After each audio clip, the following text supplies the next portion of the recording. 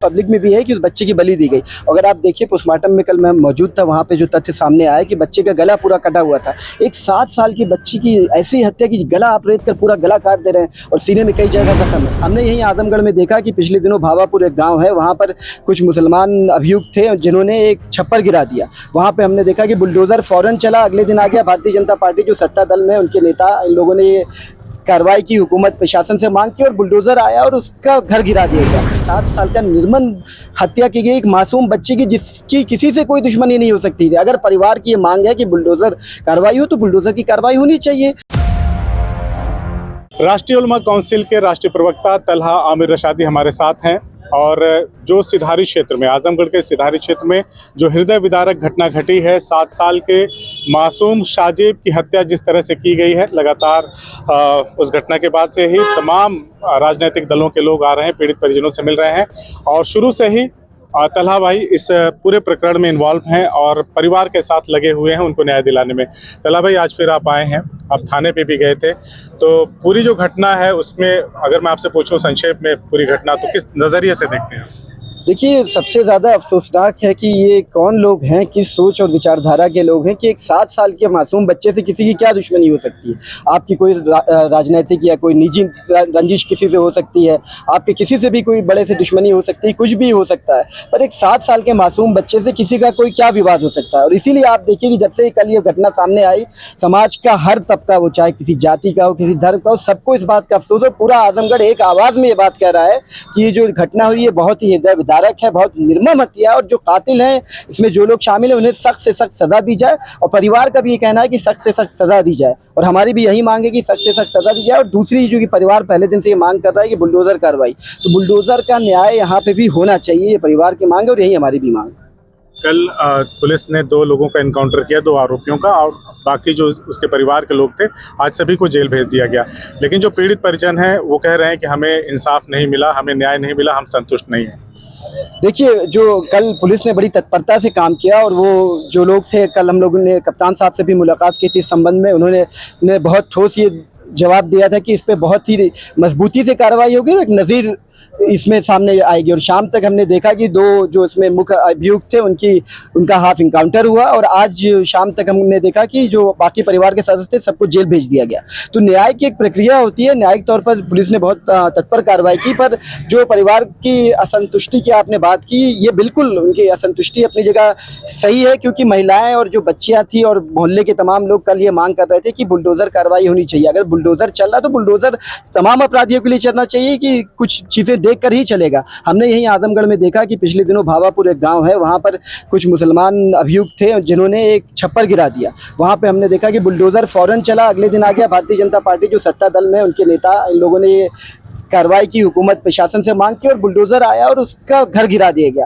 तो वो बुलडोज़र अब क्यों पंचर हो गया है? बुलडोज़र की अगर कार्रवाई हो रही तो यहाँ एक 7 साल का निर्मम हत्या की गई एक मासूम बच्चे की, जिसकी किसी से कोई दुश्मनी नहीं हो सकती थी। अगर परिवार की ये मांग है कि बुलडोज़र कार्रवाई हो तो बुलडोज़र की कार्रवाई होनी चाहिए। प्रशासन को ये बात देखना चाहिए, हुकूमत के लोगों को देखना चाहिए। और भारतीय जनता पार्टी के वो लोग जिन्होंने बहुत तत्परता से उस प्रकरण में, जहाँ सिर्फ एक छप्पर गिराया गया था, बहुत तत्परता से कार्रवाई की थी। मैं उनसे निवेदन करूंगा कि आप सत्ता में है, सरकार में है, ये बच्चा भी आपका नारा है सबका साथ, सबका विकास, सबको न्याय, तो न्याय दिलाइए इस परिवार को भी। बुलडोज़र यहाँ पे भी आना चाहिए, यहाँ पे भी बुलडोज़र का रुख होना चाहिए ताकि परिवार संतुष्ट हो सके।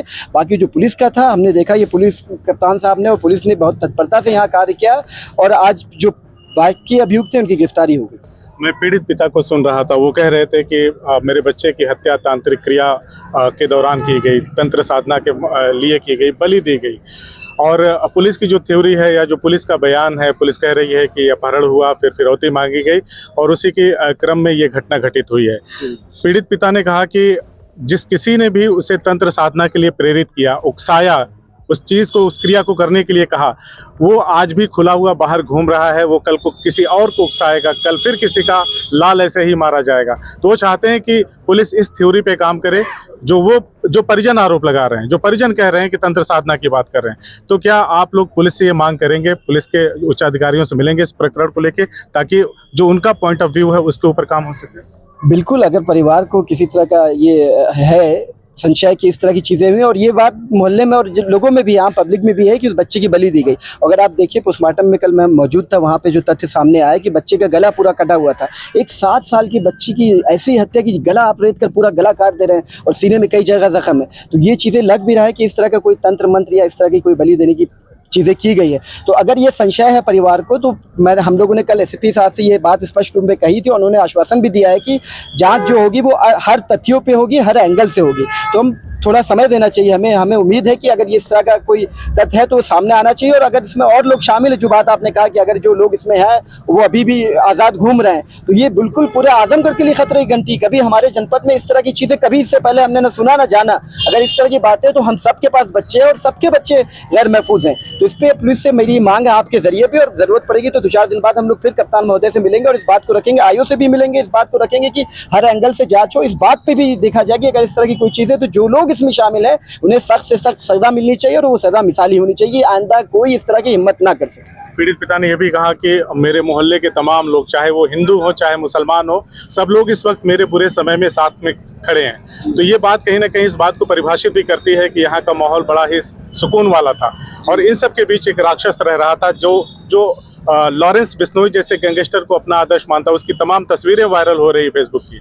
क्या कहना चाहते हैं? बिल्कुल, ये कल हमने देखा भी कि यहाँ से लेकर सदर अस्पताल और सिधारी थाने पे, मैंने शुरुआत में भी ये बात कही कि कल पूरा आजमगढ़ इस हत्या पे अपना गम का इजहार कर रहा था, और उसमें सभी वर्ग के लोग, सभी जाति धर्म के लोग शामिल थे, और सबको इस बात का अफसोस है। और मैं ये निवेदन भी करूंगा, लोगों से विनती भी करूंगा कि इस न्याय में, इस परिवार को न्याय दिलाने में हम सब धर्म और जाति से ऊपर उठकर साथ में इस परिवार को न्याय दिलाए। और वो बच्चा आजमगढ़ का था, और अगर इसमें इस तरह की कोई चीज़ें हैं तो तमाम तथ्यों पे जांच हो, ताकि हमारा कोई और बच्चा, किसी का भी बच्चा आइंदा इस तरह की उसके साथ कोई घटना ना हो, इस तरह की कोई बात ना हो। और बाकी चीज़ें हमने सामने आपके देखा कि लोगों को ये वो भी है, सब लोग एक साथ खड़ा रहा, कल इसमें लोग शामिल भी रहे, और आगे भी मैं उम्मीद करता हूँ कि इंसाफ दिलाने में परिवार को सभी लोग साथ शामिल रहेंगे। बातचीत करने के अलावा बहुत बहुत शुक्रिया। बहुत शुक्रिया, थैंक यू।